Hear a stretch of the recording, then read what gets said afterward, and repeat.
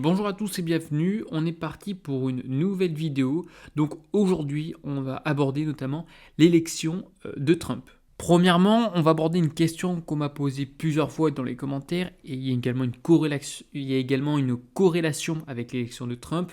Ça va être les OAT, donc l'obligation assimilable au trésor, notamment 10 ans, parce que on utilise plus souvent celui-ci. Donc, première partie OAT, 10 ans, et par la suite, conséquences de l'élection de Trump. Évidemment que je mettrai une petite image comme celle-ci pour générer du clic, hein, on est bien d'accord. Alors, petit avertissement, évidemment que je ne suis pas économiste. Je sais qu'il y a des experts dans les commentaires. N'hésitez pas à compléter mes vidéos. C'est avec plaisir de voir des personnes qui s'investissent davantage et qui complètent mes propos. Donc les informations, les analyses que je partage sont basées sur des recherches personnelles et une compréhension générale du sujet. Je rappelle, je ne suis pas économiste. Je travaille dans l'immobilier, dans la finance, très bien, mais je ne suis pas économiste et je n'ai pas de boule de cristal. Pour des conseils financiers ou économiques spécifiques adaptés, je recommande de consulter notamment des professionnels qualifiés dans ce domaine. Donc on va commencer par l'OAT. Est-ce qu'il y a une corrélation avec l'immobilier? Donc, rapidement, qu'est-ce que c'est qu'une OAT pour ceux vraiment qui ne connaissent pas du tout? C'est une obligation assimilable du Trésor. C'est un type d'obligation d'État qui est émise par le gouvernement, notamment français. Elle sert en fait de référence pour les taux d'intérêt à long terme, notamment dans le pays. Et évidemment que c'est un impact qui est significatif sur le secteur immobilier, que ce soit pour le particulier ou pour l'immobilier commercial.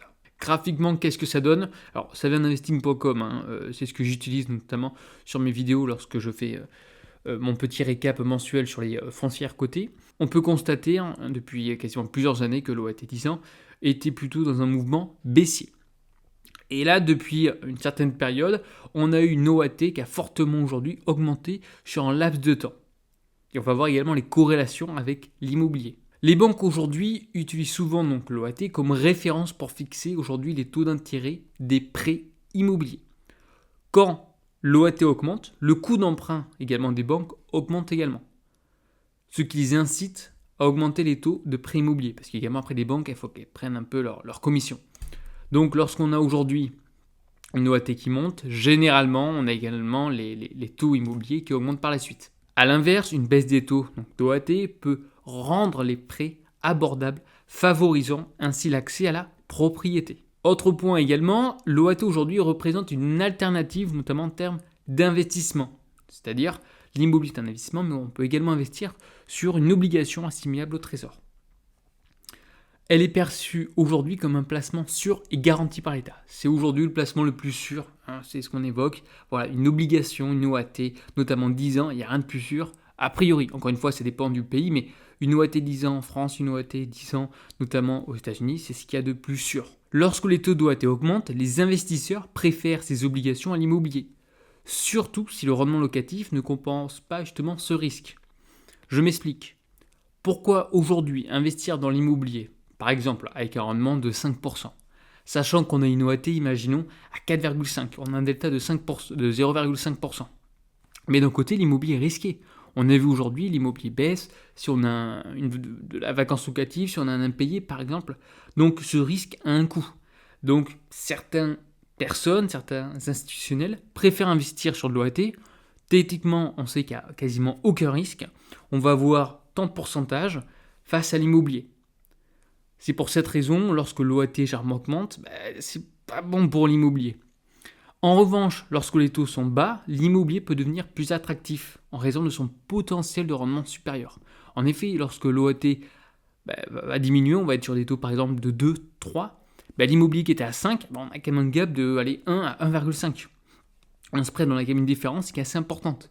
Par conséquent, l'investisseur va se dire, pour 1,5, ça vaut peut-être le coup d'investir dans de l'immobilier. Je caricature au maximum pour que tout le monde puisse comprendre. J'espère que vous avez compris.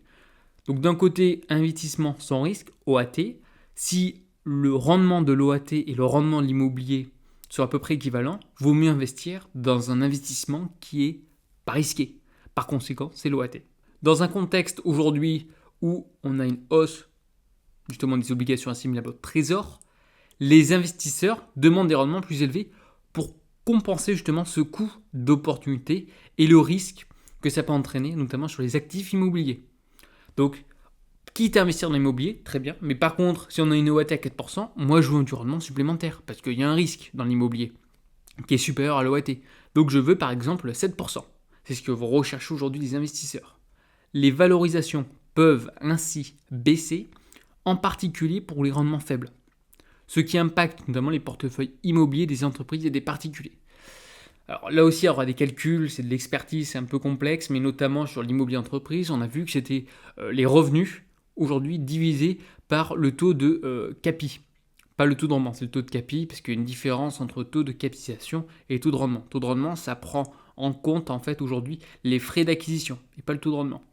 Et donc plus le taux de rendement, ou le taux de CAPI on va dire, est important, plus la valeur vénale de l'actif, notamment sur l'immobilier entreprise, baisse. Bon, on verra ça également plus tard, étape par étape, mais aujourd'hui l'OAT impacte de manière assez importante l'immobilier. On verra ça encore une fois, on va rentrer en détail au cours de cette vidéo. Alors on se remémore aujourd'hui l'élection notamment américaine. Donald Trump avec 312 face à 226, honnêtement, tout le monde s'attendait à un écart qui était moins important. Honnêtement, voilà, il y a une victoire qui est assez importante de Donald Trump. Alors quelles sont les conséquences aujourd'hui, notamment sur l'immobilier? On va voir premièrement sur l'immobilier américaine, parce que j'investis via aujourd'hui des REITs, des foncières cotées, et puis après on va voir sur l'immobilier en France. On se remémore aujourd'hui le programme donc, de Trump, qui inclut aujourd'hui donc, des dépenses, notamment sur les infrastructures, en défense, et également une baisse des impôts pour les entreprises et les particuliers, ainsi qu'un allègement de la régulation financière. C'est pourquoi aujourd'hui, je mettrai en insertion, toutes les banques, JP Morgan par exemple, ont pris, je crois, 10% dans la journée. Ce qui pourrait aujourd'hui donc entraîner une relance budgétaire significative. Qu'est-ce que ça va engendrer? Normalement, a priori, de la croissance, notamment au niveau du PIB, également une création d'emplois et une amélioration de la productivité à long terme. Par ailleurs, les politiques donc pro-croissance et potentielles inflationnistes de Trump conduiront aujourd'hui probablement à une hausse des taux d'intérêt. Et voilà, et c'est là la bête noire. C'est là aujourd'hui pourquoi les REITs, notamment américaines, ont fortement corrigé suite à son élection. Tout le monde s'attendait que le marché, notamment boursier, a explosé, c'est vrai, sur les petites valeurs du Dow Jones, etc., par exemple. Mais les foncières américaines ont fortement corrigé. Pourquoi? Parce qu'on anticipe probablement aujourd'hui une hausse des taux d'intérêt. Encore une fois, théorie pratique, on verra ça au cours du temps, c'est pas écrit dans le marbre. Une hausse des taux de rendement, notamment du Trésor, ce qui indique que pour les investisseurs, on s'attend aujourd'hui à une hausse des taux qui pourrait augmenter sous l'administration de Trump. Cette situation aujourd'hui présenterait justement plusieurs défis pour les REIT. On verra ça par la suite.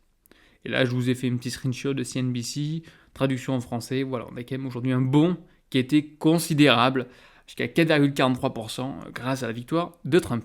Alors, je vous ai mis ici en graphique, aujourd'hui, donc le graphique des obligations américaines, du bon 10 ans. Alors, c'est des chandeliers japonais, je sais, certains n'ont peut-être jamais vu, mais ça fait une petite introduction, au moins vous aurez appris quelque chose également via cette vidéo. Et aujourd'hui, suite à l'élection, donc c'était juste ici, je vous l'ai entouré ici en rouge, on a eu une augmentation qui était relativement importante suite à l'élection de Trump, qui est juste ici. Et par conséquent, on va voir là juste le prochain graphique, cette décorrélation, ça va fortement impacter les foncières. Par la suite, on peut constater que ça a corrigé. Il y a peut-être une augmentation qui a été relativement importante, mais derrière, une correction. Et aujourd'hui, on se situe à des niveaux qu'il y a eu quelques jours au préalable, pour vous dire. Donc, faites attention également au mouvement de marché, aujourd'hui à l'euphorie du marché. C'est pour cette raison qu'à chaque fois, je vous indique fortement à penser avec une approche plutôt bottom-up, c'est-à-dire en investissant sur votre actif et non en pensant aujourd'hui à des projections. Vous avez un actif qui est bien placé, vous le payez pas trop cher. Lorsque sur Excel, on fait des simulations aujourd'hui et que vous vous rendez compte que ça tient la route, vous arrivez à peu près à l'auto-équilibre, par exemple, où vous calculez votre VAN, votre TRI, et on tombe sur des chiffres cohérents, allez-y. C'est très compliqué d'attendre le plus bas au niveau des prix, c'est très compliqué d'anticiper tous les événements. Concentrez-vous sur votre actif immobilier. Une autre raison qui est plus logique, ça va être aujourd'hui donc l'effet qui est lié au financement. En effet, aujourd'hui, les REITs ont besoin aujourd'hui de se développer, d'acquérir de nouvelles propriétés. Encore une fois, ça dépend des foncières. Des foncières sur, par exemple, les entrepôts, oui, sur les maisons également, sur les houses, sur les maisons. Elles ont besoin aujourd'hui de se développer, c'est sûr. Il y a une activité, on va dire, un peu de promotion. D'autres, par exemple, qui sont plutôt sur les malls, sur les centres commerciaux, c'est très compliqué. Aujourd'hui en France, c'est impossible de construire de nouveaux centres commerciaux. Donc il y en a qui sont plus ou moins affectés. Mais dans l'ensemble, on va avoir notamment des charges d'intérêt qui vont être plus importantes. Donc on a quand même des répercussions qui peuvent nuire aujourd'hui aux REITs dans le futur. Alors je vous ai mis sur le graphique American Tower, pareil, une foncière qui est relativement connue. Je crois que c'est un top 3 des plus grosses foncières au monde. Et aujourd'hui, on a eu un gap, comme vous pouvez constater, baissier, qui a été important. Je crois qu'elle a perdu quasiment 8%, ce qui est quand même non négligeable. Même sur du très long terme, on est sur une REIT de qualité, avec un dividende qui est constant depuis plusieurs années. Je pense que je ferai une vidéo sur cette REIT en question. Le seul problème, c'est qu'elle a un niveau d'endettement qui est assez important. Alors, maintenant, on va parler donc Donald Trump et l'immobilier en France. Donc, quelles peuvent être tout simplement les conséquences. Encore une fois, c'est mon propre point de vue, c'est mes propres recherches. Je suis fortement intéressé je suis fortement intéressé justement d'avoir votre point de vue dans les commentaires. Donc n'hésitez pas à m'écrire ce que vous pensez. Il y aura toujours les personnes qui vont m'écrire fin du monde, fin de l'immobilier, bien sûr. Voilà, mais n'hésitez pas à développer. Je suis intéressé d'avoir votre point de vue sur cette situation. Alors l'immobilier en France, donc refuge pour les Américains fortunés. Donc on va voir quand même de l'incertitude politique aux États-Unis. En effet, je ne vais pas rentrer, mais il y a quand même pas mal d'incertitudes avec justement depuis la présidence de Trump. Alors il arrivera pas tout de suite, ça sera début 2025, mais ça peut changer quand même certaines choses. Donc les Américains vont rechercher aujourd'hui des investissements refuges. On arrive sur des plus hauts en bourse, ça fait quand même depuis un petit moment. Tôt ou tard, ça va corriger. Évidemment, je n'ai pas de boule de cristal.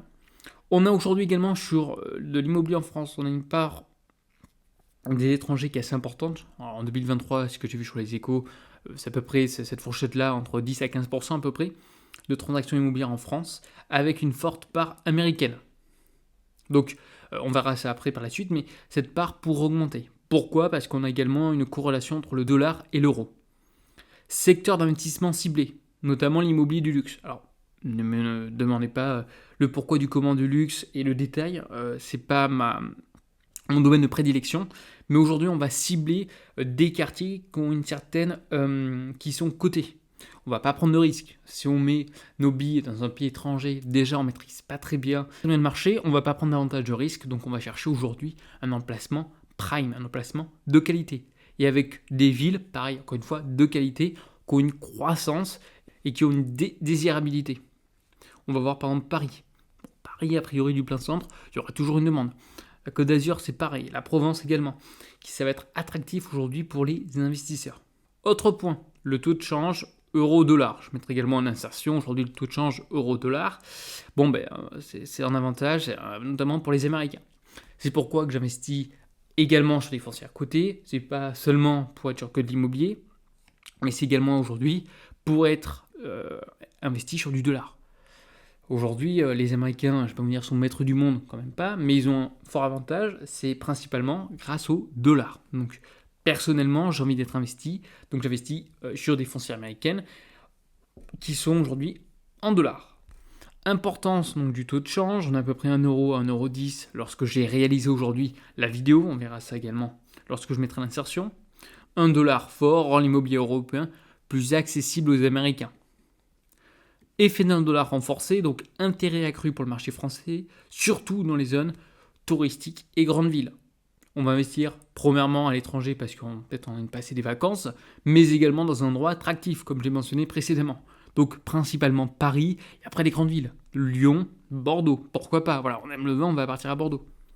Conséquence, on pourrait avoir potentiellement des hausses de prix, notamment dans les zones prisées, sous l'effet du demande américaine renforcée. Après, encore une fois, les Américains, il n'y a pas non plus 10 milliards d'Américains qui vont arriver aujourd'hui en France pour investir. On remet le contexte.